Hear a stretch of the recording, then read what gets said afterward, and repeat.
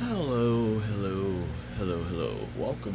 Welcome to my channel. Hello. Whoopsie. I am Doug. Welcome to my little basement workshop.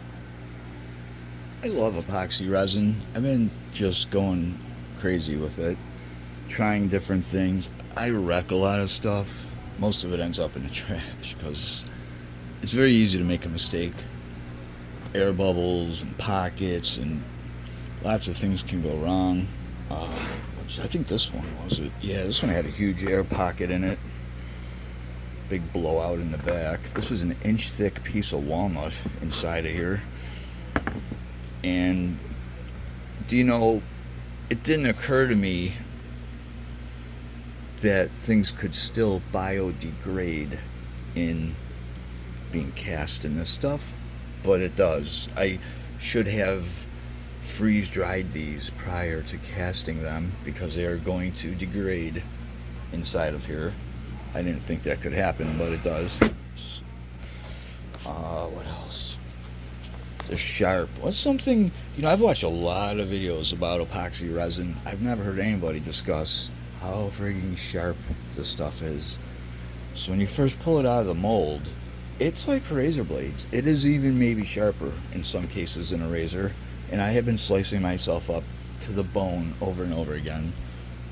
I have showed a bunch of people how white my bones were from slicing. Clean slice right to the bone, wide open. Didn't even hardly feel it because this stuff is like razor blades. Nobody ever talks about that, and there's so many self-righteous safety nuts. And most of the people using epoxy resin are pretty up, professional, know what they're doing, but I've never heard anybody discuss that. I've tried a lot of brands. I've probably tried 6 or 8, 10 different kinds already, and they go from like $40 a gallon up to over $100 a gallon. I was trying to get 2-gallon kits. It's not that much cheaper. You would think it would be, but it's not. So generally it's a 1-to-1 mix, and what you get are 2 half-gallon bottles, and you just have to mix an equal amount of each.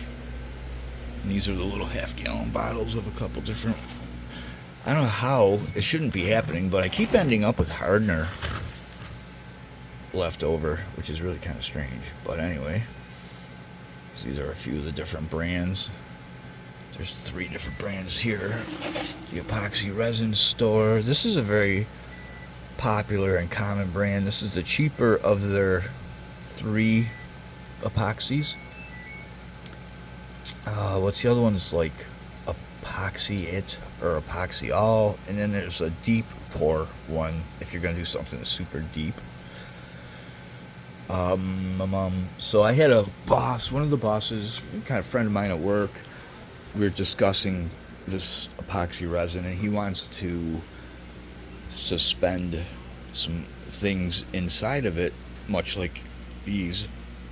And at the time when he asked me, it didn't occur to me how. I'm thinking maybe there's some kind of thickener, add a little bit more hardener. I don't know where I was going with that. But it just occurred to me that I've never done a single pour this thick.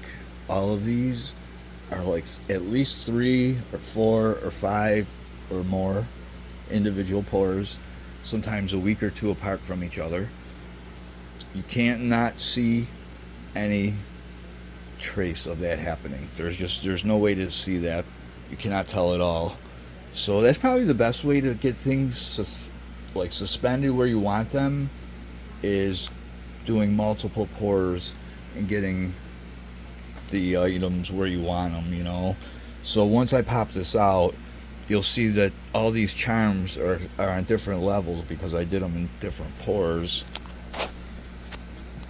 And I think I was going to do one more. Somehow I managed to get a lot of air bubbles underneath. So it's smooth as silk on top, but inside of there, I could not get all the air bubbles out.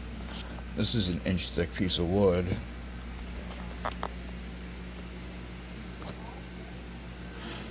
I was doing a lot of stuff. I really like it. I was trying, doing rolling trays as gifts. These make nice little rolling trays, little lip on there. just a smooth cover on a piece of wood, like these ones.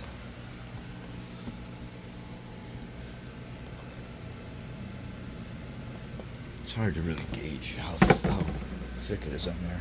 I have a couple more somewhere too. Actually, I've been doing quite a bit of it. It's not that cheap. I wish it was cheaper because it's fun to do. It's an expensive hobby. You have to have graduated mixing cups. It's kind of like a must, and you go through a lot of them. The right way to do it takes 3 cups per pour. I don't do it that way just because they're not cheap. They're not cheap at all. And you don't want the flimsiest, cheapest ones. So I actually did cheap out and get some really cheap ones. And compared to the good ones, and you wouldn't know it unless you had the good ones, but once you've had the good ones, you can tell the difference immediately of how stiff and stout they are compared to these cheaper ones. And these ones are all stuck together. These are just like the cheapest ones on Amazon compared to an actual like body shop style, like good, durable. You could reuse this 20 times. I never do, except for not for epoxy, but other things you can reuse them. But yeah, these are a step up from a solo cup. And these are really thick, so if you're mixing it, you don't have to worry about punching a hole in there if you're using a power mixer or whatever. So you're supposed to mix the crap out of it for 3 minutes. So I took a spade hole saw and dulled it down real dull and use that to mix it because it just is a little bit easier. It'll add some air bubbles, but you can get the air bubbles out with a heat gun. So the differences between the cheapest and the most expensive resins doesn't seem to be that significant. I've mixed and matched them too. They're not all the same companies. There's 2 or 3 companies resins in each one of these. I can't really say, some of them I did notice did not smell as nasty. It tends to have this very chemical reaction smell, a lot of heat, a lot of smell. Some of them are less volatile than others that way. Some claim less air bubbles. I've yet to notice that to be true. They were all about the same, in my opinion. Maybe it's just because of the way I stir or something, but as far as air bubbles go, I have not noticed any difference in companies that are claiming less air bubbles. I can't think of anything else really important. There's probably go on and on about it. It is a cool hobby, a little expensive. You could get pretty creative. That's another nice thing about it, is you could do quite a bit of cool stuff with it. I'm a moron. I'm just loving it. I'm just putting stuff in everything. It's so durable. So here is a neat story about a company that's doing basement walls that are crumbling and caving in.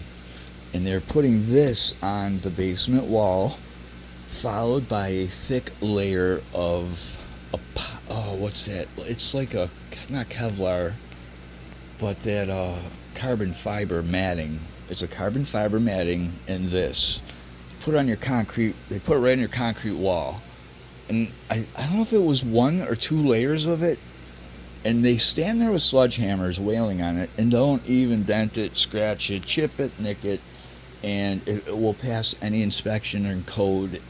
And if your basement walls were crumbling, it would actually pass a code inspection.